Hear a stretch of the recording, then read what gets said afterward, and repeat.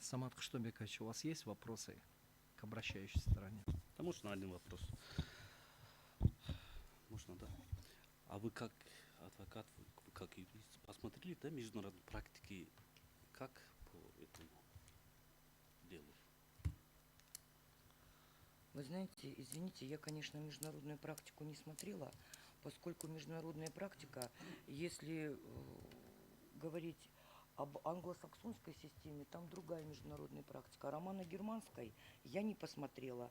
Нет, Вот. Поэтому я относительно, говорю о том, что у нас есть если- конституция, которая говорит, что право на защиту не может быть ограничено. И право защищать свои интересы Конституция не запрещает любыми доступными, незапрещенными способами. В том числе и обжаловать любой, на наш взгляд, судебный акт по вновь открывшимся обстоятельствам. Больше вопросов нет. Нет вопросов. Уважаемые судьи, есть вопросы? Присаживайтесь.